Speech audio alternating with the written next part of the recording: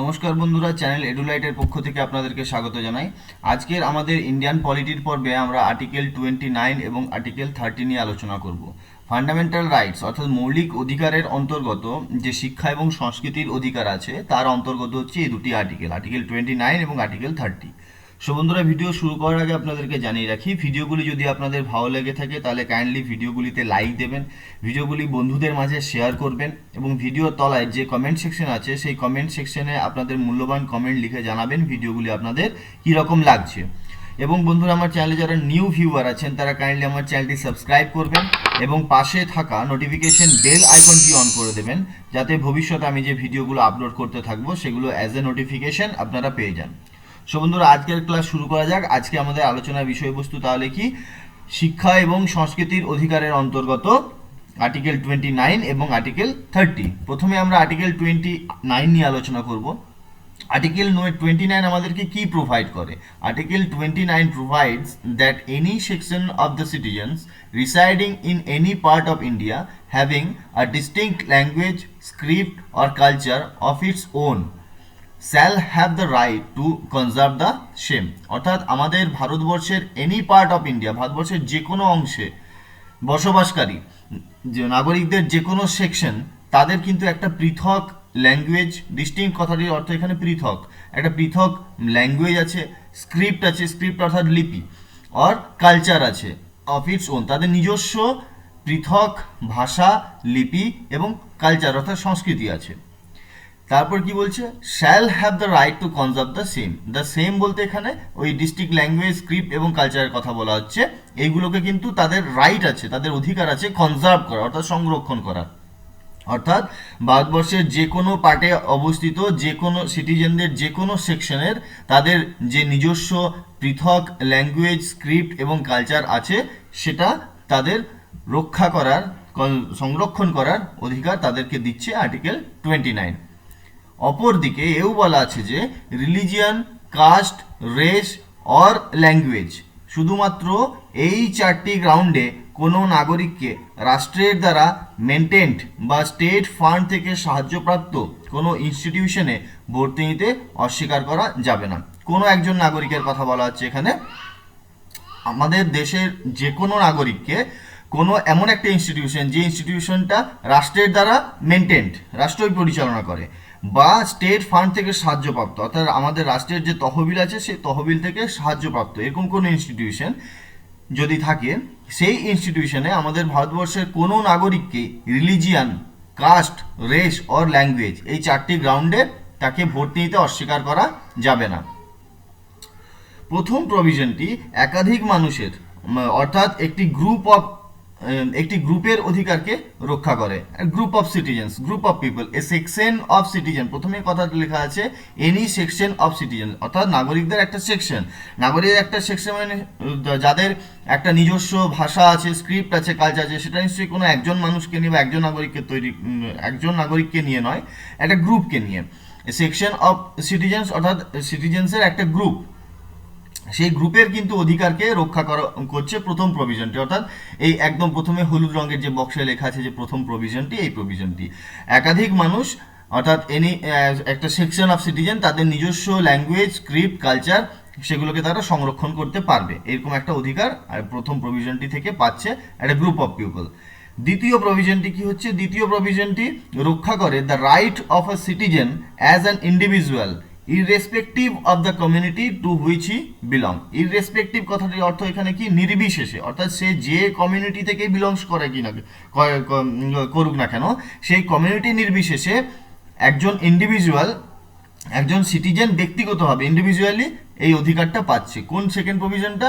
Next বক্সে, হলুদ রঙের বক্সের পর যে নেক্সট যে বক্সটা আছে এই বক্সে যে প্রভিশনটি আছে, এখানে কি বলা হচ্ছে যে একজন ব্যক্তি, একজন নাগরিক, তাকে কোনো একটা ইনস্টিটিউশন, সেই ইনস্টিটিউশনটা কীরকম ইনস্টিটিউশন, মেনটেন, রাষ্ট্রের দ্বারা মেনটেন বা রাষ্ট্রের যে ফান্ড থাকে সেই ফান্ড থেকে সাহায্যপ্রাপ্ত ইনস্টিটিউশন, সেই ধরনের কোনো ইনস্টিটিউশনে কোনো নাগরিককে বা অর্থাৎ কোনো সিটিজেনকে, অর্থাৎ সিটিজেনটাকে অ্যাজ অ্যান ইন্ডিভিজুয়াল ধরা হচ্ছে, যে কোনো একজন বিশেষ নাগরিককে এই ধরনের ইনস্টিটিউশনে রিলিজিয়ান, কাস্ট, রেস এবং ল্যাঙ্গুয়েজ এই চারটি গ্রাউন্ডে ভর্তি নিতে অস্বীকার করা যাবে না।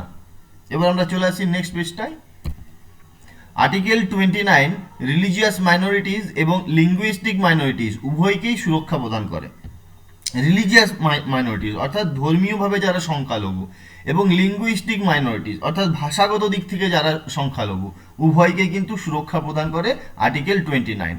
তবে এ ব্যাপারে সুপ্রিম কোর্ট নির্দেশ দেয় যে এই আর্টিকেলটি শুধুমাত্র সংখ্যালঘুদের মধ্যেই সীমাবদ্ধ নয়, এটি ধারণা করা হয় মাত্র। কারণ বারবার মাইনরিটিস কথাটা যখন আসছে তখন আমরা ভাবছি কি এটা হয়তো খালি মাইনরিটিসদের জন্য, অর্থাৎ যারা সংখ্যালঘু তাদেরকেই আর্টিকেল 29 অধিকার প্রদান করছে, কিন্তু তা নয়, মাইনরিটিসদেরকে করছে। এবং কি ধরনের মাইনরিটিস সেগুলো?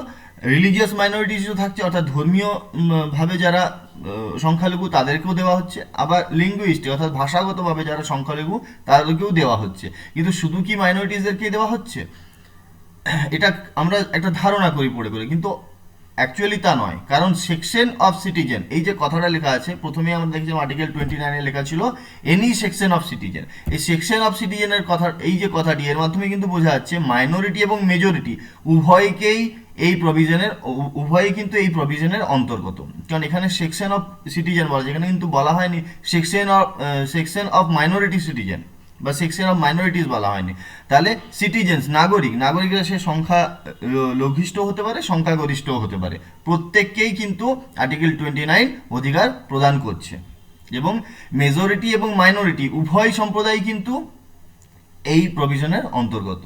সুপ্রিম কোর্ট আরও বলে যে, নেক্সট বক্সে লেখা আছে, সুপ্রিম কোর্ট আরও বলে যে right to conserve the language এর মধ্যে right to agitate for the protection of the language অন্তর্ভুক্ত রয়েছে। অর্থাৎ right to conserve the language, নিজের ভাষাকে সংরক্ষণ করা, এর মধ্যে কিন্তু আরেকটি অধিকার আছে, right to agitate for the protection of the language. Agitate কথাটির অর্থ হচ্ছে আন্দোলন করা, নিজের ভাষার প্রোটেকশনের জন্য, নিজের ভাষাকে সুরক্ষা দেওয়ার জন্য যে আন্দোলন, সেটাও কিন্তু এই রাইট টু কনজার্ভের মধ্যেই আছে, এর মধ্যেই অন্তর্ভুক্ত।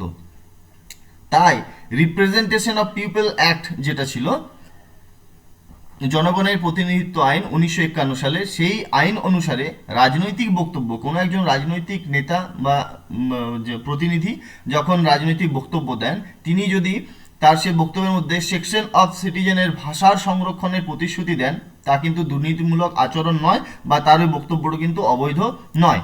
কারণ আমাদের সংবিধানে যে right to conserve the language আছে, এর মধ্যে কিন্তু right to agitate for the protection of the language অর্থাৎ নিজের ভাষার সুরক্ষার জন্য মানে আন্দোলন করা, এটিও কিন্তু অন্তর্ভুক্ত আছে। তাই রিপ্রেজেন্টেশন অফ পিপল অ্যাক্ট 1951 অনুসারে কোনো রাজনৈতিক ব্যক্তিত্ব যদি তার বক্তৃতার সময় তিনি প্রতিশ্রুতি দেন যে সেকশন অফ সিটিজেনের ভাষার সংরক্ষণ তিনি করবেন, সেই বক্তব্যটি কিন্তু দুর্নীতিমূলক নয় বা অবৈধ নয়। পরবর্তী, এরপর এতদূর গেল আমাদের আর্টিকেল 29 নিয়ে আলোচনা। এরপর আমরা আসবো article 30। Article 30 grants the following rights to minorities weather religious or linguistic. এখানে কিন্তু মাইনরিটিসদেরকেই দেওয়া হচ্ছে। কি বলছে যে আর্টিকেল 30 গ্র্যান্ট করছে, অর্থাৎ কিছু রাইটস প্রোভাইড করছে আমাদেরকে, কিছু অধিকার দিচ্ছে, কাদেরকে? টু মাইনরিটিস, সংখ্যালঘুদেরকে। কি রকম সংখ্যালঘু? ওয়েদার রিলিজিয়াস অর লিঙ্গুইস্টিক, অর্থাৎ সেই মাইনরিটিসটা রিলিজিয়াস মাইনরিটিসও হতে পারে, লিঙ্গুইস্টিক মাইনরিটিসও হতে পারে, অর্থাৎ ধর্মীয়ভাবে সংখ্যালঘু হতে পারে বা ভাষাগতভাবেও সংখ্যালঘু হতে পারে। তো আর্টিকেল 30 কি কি রাইট গ্র্যান্ট করছে আমাদেরকে সেগুলো আমরা দেখি। প্রথম এর দাগে দেখুন দেয়া আছে, সমস্ত মাইনরিটি কমিউনিটি এর এডুকেশনাল ইনস্টিটিউশন প্রতিষ্ঠা এবং পরিচালনা করার অধিকার আছে। আমাদের এখানে যত রকমের মাইনরিটি কমিউনিটি আছে তাদের কিন্তু এডুকেশনাল ইনস্টিটিউশন অর্থাৎ তাদের শিক্ষাগত যে শিক্ষা সংক্রান্ত যে প্রতিষ্ঠান, শিক্ষার প্রতিষ্ঠান অর্থাৎ স্কুল, এই প্রতিষ্ঠা করার এবং সেটাকে মেনটেন করার, পরিচালনা করার অধিকার কিন্তু প্রত্যেকটি মাইনরিটি কমিউনিটির আছে। বি কি বলা হচ্ছে, রাষ্ট্র মাইনরিটি এডুকেশন ইনস্টিটিউশনের প্রপার্টির কম্পালসারি অ্যাকুইশনের জন্য যে কম্পেনসেশন অ্যামাউন্ট ঠিক করে, তা মাইনরিটি কমিউনিটি এর যে অধিকার সুরক্ষিত আছে তাকে সীমাবদ্ধ বা বাতিল করে নয়। অর্থাৎ মাইনরিটি এডুকেশন ইনস্টিটিউশন যারা আছে তাদের যে প্রপার্টি, সেই প্রপার্টি যখন তারা কম্পালসারি অ্যাকুইশন করছে, সম্পত্তি যখন গ্রহণ করছে, তার জন্য যে কম্পেনসেশন অ্যামাউন্ট ঠিক করে সরকার, রাষ্ট্র যে কম্পেনসেশন অ্যামাউন্টটা ঠিক করে, তা কিন্তু কখনোই মাইনরিটি কমিউনিটিকে যে অধিকার দেওয়া আছে, যে অধিকারগুলি তাদের সুরক্ষিত আছে সংবিধানে, সেই অধিকারগুলিকে সীমাবদ্ধ বা বাতিল করে নয়। কখনোই সেই যে তাদের অধিকারগুলোকে লিমিটেশন, অধিকারের উপর কোনো লিমিটেশন চলে আসছে বা অধিকারগুলোকে ক্যান্সেল করে দেওয়া হচ্ছে, দিয়ে তাদেরকে কম্পেনসেশন অ্যামাউন্ট দেওয়া হচ্ছে, তা কিন্তু নয়। তাদেরকে যে কম্পেনসেশন অ্যামাউন্টটা দেওয়া হচ্ছে সেটা অবশ্যই কিন্তু তাদের সুরক্ষার কথা মাথায় রেখে, তাদের যে অধিকার আছে সেই অধিকারের সুরক্ষার কথা মাথায় রেখে, সেগুলোকে বাতিল করে বা সীমাবদ্ধ করে নয়। 1978-এর 44তম যে অ্যামেন্ডমেন্ট হয়েছিল, খুব বিখ্যাত অ্যামেন্ডমেন্ট, 1978 সালে যে 44তম অ্যামেন্ডমেন্ট হয়েছিল, সেই অ্যামেন্ডমেন্টের দ্বারাই কিন্তু এই মাইনরিটি সংক্রান্ত এই যে প্রভিশনটি সংবিধানে অন্তর্ভুক্ত হয়েছে,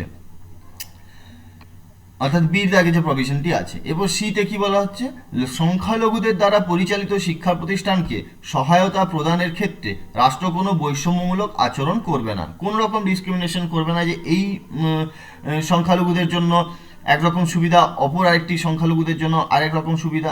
যা সংবিধানে যে অধিকার সুরক্ষিত আছে সেই অধিকার প্রত্যেকটি সংখ্যালঘু পরিচালিত শিক্ষা প্রতিষ্ঠান পাবে। কোনো সংখ্যালঘু শিক্ষা প্রতিষ্ঠান সংবিধানে যে অধিকারগুলি দেওয়া আছে তার সেটা হয়তো পেল, আবার কোনো একটা সংখ্যালঘুদের দ্বারা পরিচালিত শিক্ষা প্রতিষ্ঠান সেটা পেল না, তা কিন্তু নয়। কোন রকম রাষ্ট্র কোন রকম বৈষম্যমূলক আচরণ করবে না। সংখ্যালঘুদের দ্বারা পরিচালিত শিক্ষা প্রতিষ্ঠানকে সহায়তা প্রদানের ক্ষেত্রে, এইড প্রোভাইডের ক্ষেত্রে রাষ্ট্র কিন্তু কোনো বৈষম্যমূলক আচরণ করবে না। নেক্সট চলে আসা যাক, আর্টিকেল 30-এ শুধুমাত্র সংখ্যালঘুদের রিলিজিয়াস আর লিঙ্গুইস্টিক প্রোটেকশন দিয়েছে। আর্টিকেল 30 তারে কি করছে, শুধুমাত্র সংখ্যালঘুদের, এখানে আগেরটা আর্টিকেল 29 যেরকম ছিল, আমাদের বলা ছিল যে ওখানে আমরা ধারণা করছি যে খালি সংখ্যালঘুদেরকে, কিন্তু প্রথমেই আর্টিকেল 29 একটি কথা লেখা আছে যে এনি সেকশন অফ সিটিজেন, অর্থাৎ সেখানে কিন্তু সংখ্যালঘু বলে খালি নয়, মাইনরিটি এবং মেজরিটি উভয়কেই কিন্তু প্রোটেকশন দিচ্ছিল আর্টিকেল 29। কিন্তু আর্টিকেল 30 কিন্তু শুধু সংখ্যালঘুদের, এবং কি ধরনের সংখ্যালঘু সেটা আমরা আর্টিকেল 30 যখন প্রথম পড়ছিলাম তখনই আমরা দেখেছি। এই যে article 30 grants the following rights to minorities whether religious or linguistic, সে কথাটা এখানে লেখা আছে যে আর্টিকেল 30 শুধুমাত্র সংখ্যালঘুদের, কি ধরনের সংখ্যালঘু, ব্র্যাকেটের মধ্যে লেখা আছে রিলিজিয়াস অর লিঙ্গুইস্টিক, অর্থাৎ ধর্মীয় সংখ্যালঘু বা ভাষাগত সংখ্যালঘু উভয়কেই প্রোটেকশন দিয়েছে। এখানে আর্টিকেল 29-এর মতো এনি সেকশন অফ সিটিজেনের উল্লেখ নেই, ঠিক যেটা বলছিলাম আমি একটু আগে, যে এখানে আর্টিকেল 29-এর মতো কিন্তু এনি সেকশন অফ সিটিজেনের উল্লেখ নেই। এনি সেকশন অফ সিটিজেন মানে সেখানে সংখ্যালঘু এবং সংখ্যাগরিষ্ঠ সবাই কিন্তু চলে আসছে। সংখ্যালঘু সম্প্রদায়কে তাদের বাচ্চাদের নিজস্ব ভাষায় শিক্ষাদানের অধিকারটিও প্রদান করেছে আর্টিকেল 30। আর্টিকেল 30 আরেকটি খুব ইম্পর্টেন্ট অধিকার প্রোভাইড করেছে, যেটা হচ্ছে সংখ্যালঘু সম্প্রদায় যারা, তারা তো তাদের নিজস্ব শিক্ষা প্রতিষ্ঠান খুলতে পারছে এবং প্রতিষ্ঠা করতে পারছে, এবং সেই যে তাদের শিক্ষা প্রতিষ্ঠান সেখানে তাদের বাচ্চাদেরকে কিন্তু নিজস্ব ভাষায় শিক্ষাদান দিতে পারছে, সেই অধিকারটি কিন্তু তাদের আছে। যেরকম আমাদের যে আদিবাসীরা আছে, সাঁওতাল প্রজাতি, তারা কিন্তু নিজেদের যে লিপি, অলচিকি যে লিপি, সেই লিপিতে কিন্তু বা সেই ভাষাতে কিন্তু তাদের বাচ্চাদেরকে পড়াশোনা করাতে পারে, তার কিন্তু ওদের কিন্তু এই অধিকারটি আছে। খালি আদিবাসী সম্প্রদায় নয়, যে কোনো সংখ্যালঘু সম্প্রদায়ের কিন্তু তাদের বাচ্চাদের নিজস্ব ভাষায় শিক্ষাদানের অধিকার আছে, এবং সেটি প্রোভাইড করেছে কোন আর্টিকেল, আর্টিকেল 30। মাইনরিটি এডুকেশনাল ইনস্টিটিউশনগুলি 3 ধরনের হয়। আমরা এতক্ষণ ধরে যে মাইনরিটি এডুকেশনাল ইনস্টিটিউশনের কথা বলছিলাম, সেই মাইনরিটি এডুকেশনাল ইনস্টিটিউশন 3 ধরনের হয়। প্রথম প্রকারটি কীরকম, institution that seek recognition as well as aid from the state, অর্থাৎ একটা ইনস্টিটিউশন যেটা পরিচালিত হবে এবং সাহায্য পাবে কার কাছ থেকে, রাষ্ট্রের কাছ থেকে, রাষ্ট্র পরিচালিত এবং রাষ্ট্রের দ্বারাই সাহায্যপ্রাপ্ত ইনস্টিটিউশন। দুই দিকে বলছে institution that seek only recognition nor aid from the state, অর্থাৎ এটা কিরকম ইনস্টিটিউশন, এটা এমন ইনস্টিটিউশন যেটি রাষ্ট্র দ্বারা পরিচালিত কিন্তু রাষ্ট্রের কাছে সাহায্যপ্রাপ্ত নয়, কোনো ট্রাস্ট বা কোনো ফান্ডের মাধ্যমে এরা সাহায্যপ্রাপ্ত হয়, রাষ্ট্রের ফান্ডের কাছ থেকে সাহায্যপ্রাপ্ত নয়, রাষ্ট্র দ্বারা পরিচালিত কিন্তু রাষ্ট্রের কাছ থেকে সাহায্যপ্রাপ্ত নয়। তিন নম্বর ইনস্টিটিউশন কিরকম, that neither seek recognition or aid from the state, অর্থাৎ রাষ্ট্র দ্বারা পরিচালিতও নয় এবং রাষ্ট্রের কাছ থেকে সাহায্য প্রাপ্তও নয়। তাহলে আমরা তিন ধরনের ইনস্টিটিউশনের কথা জানলাম। প্রথম ইনস্টিটিউশন কিরকম, যে রাষ্ট্রের দ্বারাই পরিচালিত এবং রাষ্ট্রের কাছ থেকে সাহায্য প্রাপ্ত। দ্বিতীয় নম্বর, রাষ্ট্রের দ্বারা পরিচালিত কিন্তু রাষ্ট্রের কাছ থেকে সহায়তা প্রাপ্ত নয়। এবং তিন নম্বর কি জানলাম, যে রাষ্ট্রের কাছ থেকে সাহায্যপ্রাপ্তও নয় এবং রাষ্ট্র দ্বারা পরিচালিতও নয়, অর্থাৎ আমরা অটোনোমাস বডি বলতে পারি। তাহলে 1 2 3 তিনটে আমরা তিন ধরনের ইনস্টিটিউশনের কথা আমরা জানলাম। এবার আমরা দেখছি কি প্রথম ও দ্বিতীয় ধরনের যে ইনস্টিটিউশন, সেই ইনস্টিটিউশনের syllabus, prescription, academic standard, discipline, sanitation, শিক্ষক কর্মীদের কর্মসংস্থান ইত্যাদি বিষয় কিন্তু রাষ্ট্রের নিয়ন্ত্রক শক্তির অধীন। যেহেতু প্রথম দুটি দেখুন, প্রথম দুটিতেই দেখাচ্ছে যে institution that seek recognition from the state, দ্বিতীয়টাও কিন্তু institution that seeks only recognition, অর্থাৎ পরিচালনা করছে কিন্তু রাষ্ট্রই। এই দুই ধরনের 1 এবং 2 নম্বর যে দুটো ইনস্টিটিউশনই কিন্তু রাষ্ট্র দ্বারা পরিচালিত, কিন্তু প্রথমেরটি রাষ্ট্র দ্বারা সাহায্যপ্রাপ্ত, দ্বিতীয়টি রাষ্ট্র দ্বারা সাহায্যপ্রাপ্ত নয়। যেহেতু রাষ্ট্র দ্বারা পরিচালিত এই দুটি ইনস্টিটিউশনই, সেহেতু কিন্তু রাষ্ট্র এই ইনস্টিটিউশনের সিলেবাস কীরকম হবে, সিলেবাস প্রেসক্রাইব করবে রাষ্ট্র, একাডেমিক স্ট্যান্ডার্ড কীরকম হবে সেটাও প্রোভাইড করবে রাষ্ট্র, রাষ্ট্রের নিয়ন্ত্রক শক্তির অধীনে সেটা থাকবে। ডিসিপ্লিন, এখানে কীরকম শৃঙ্খলা থাকবে, স্যানিটেশন, পরিষ্কার পরিচ্ছন্নতার ব্যাপারটা পুরোটাই কিন্তু, এবং শিক্ষক কর্মীদের যে কর্মসংস্থান, শিক্ষক কর্মীদের নিয়োগ, এটা পুরোটাই কিন্তু রাষ্ট্রের নিয়ন্ত্রক শক্তির অধীন, যেহেতু প্রথম দু প্রকারের ইনস্টিটিউশন রাষ্ট্র দ্বারা পরিচালিত। কিন্তু সাধারণ ল, যেমন contract law, labour law, industrial law, tax law, economic regulation ইত্যাদি পরিচালনার সাপেক্ষে থার্ড টাইপের ইনস্টিটিউশনগুলি স্বাধীনভাবে প্রশাসনিক দায়িত্ব পালন করবে। অর্থাৎ থার্ড টাইপের আমরা পড়ার সময় দেখেছিলাম, যেহেতু থার্ড টাইপের যে ইনস্টিটিউশন তারা কিন্তু রাষ্ট্র দ্বারা পরিচালিতও নয় এবং রাষ্ট্রের কাছ থেকে কোনো সাহায্যও পাচ্ছে না, তাই তারা কিন্তু স্বাধীনভাবে প্রশাসনিক দায়িত্ব পালন করবে, কিন্তু কতকগুলো জিনিস ব্যতি রেখে, কতকগুলো জিনিস মাথায় রেখে, কতগুলো জিনিসের সাপেক্ষে। কি কি, কন্ট্রাক্ট ল, অর্থাৎ কন্ট্রাক্ট যে ল আছে সেই লকে তারা স্বাধীনভাবে প্রশাসনিক দায়িত্ব পালন করবে, মানে এই নয় যে কন্ট্রাক্ট ল যেটা আছে সেই লটাকে লঙ্ঘন করে, বা লেবার ল বা ইন্ডাস্ট্রিয়াল ল বা ট্যাক্স ল বা ইকোনমিক্স রেগুলেশন এগুলোকে লঙ্ঘন করে কিন্তু তারা প্রশাসনিক দায়িত্ব চালাতে পারবে না। অর্থাৎ এগুলোকে মেনে, এগুলো সাপেক্ষে, contract law, labour law, industrial law, tax law, economic law, এইগুলোকে মাথায় রেখে, এগুলোকে বজায় রেখে, এগুলোকে মেনে তারা স্বাধীনভাবে প্রশাসনিক দায়িত্ব পালন করবে। থার্ড টাইপের যে ইনস্টিটিউশন। মাইনরিটি এডুকেশনাল প্রতিষ্ঠা ও প্রশাসন বিষয়ক যে সাধারণ নীতিগুলি আছে, মাইনরিটি এডুকেশনাল ইনস্টিটিউশন হবে এখানে কথাটা, মাইনরিটি এডুকেশনাল ইনস্টিটিউশন প্রতিষ্ঠা ও প্রশাসন বিষয়ক যে সাধারণ নীতিগুলি আছে, অর্থাৎ এস্টাবলিশমেন্ট এবং তার রেগুলেশন, তার অ্যাডমিনিস্ট্রেশন, মাইনরিটি এডুকেশনাল ইনস্টিটিউশন যেগুলো আছে তাকে এস্টাবলিশ করা এবং তার অ্যাডমিনিস্ট্রেশন, তার যে প্রশাসনটা, সেই বিষয়ক যে সাধারণ নীতিগুলি আছে, ইনস্টিটিউশন মানে মালাঙ্কারা সিরিয়ান ক্যাথলিক কলেজ কেস যেটা আছে, সেই 2007 সালে এই কেসটি হয়েছিল, মালাঙ্কারা সিরিয়ান ক্যাথলিক কলেজ কেস। এই কেসে রায় দিতে গিয়ে সুপ্রিম কোর্ট সেই নীতিগুলিকে সামারাইজ করেছে, অর্থাৎ একটা সারমর্ম তার সামারাইজ করে, তাকে সংক্ষেপ করেছে। এই যে মাইনরিটি এডুকেশনাল ইনস্টিটিউশন যেগুলি, এই ইনস্টিটিউশনগুলি প্রতিষ্ঠা ও প্রশাসন বিষয়ক যে সাধারণ নীতিগুলি আছে, সেই নীতিগুলি সুপ্রিম কোর্ট সামারাইজ করেছে কখন, মালাঙ্কারা সিরিয়ান ক্যাথলিক কলেজ যে কেস হয়েছিল 2007 সালে, সেই কেসের রায় দিতে গিয়ে সুপ্রিম কোর্ট এই নীতিগুলিকে সামারাইজ করেছে। এখানে একটি কথা আছে যে মাইনরিটি এডুকেশনাল প্রতিষ্ঠা ও প্রশাসন বিষয়ক যে সাধারণ নীতিগুলি আছে, তারপরে যে ইনস্টিটিউশন কথাটা চলে এসছে এখানে, এই কথাটি কিন্তু এখানে হবে না, এই কথাটা ঠিক এই মাইনরিটি এডুকেশনাল ইনস্টিটিউশন, এইখানে ইনস্টিটিউশন কথাটা যাবে। তাহলে এটা আমরা কিভাবে পড়বো, যে মাইনরিটি এডুকেশনাল ইনস্টিটিউশন প্রতিষ্ঠা ও প্রশাসন বিষয়ক যে সাধারণ নীতিগুলি আছে, মালাঙ্কারা সিরিয়ান ক্যাথলিক কলেজ কেস 2007-এর রায় দিতে গিয়ে সুপ্রিম কোর্ট সেই নীতিগুলিকে সামারাইজ করেছে, অর্থাৎ সংক্ষেপ করেছে। সে বন্ধুরা, এই গেল আর্টিকেল 30 নিয়ে আলোচনা। আর্টিকেল 29-30 আমাদের শেষ হলো।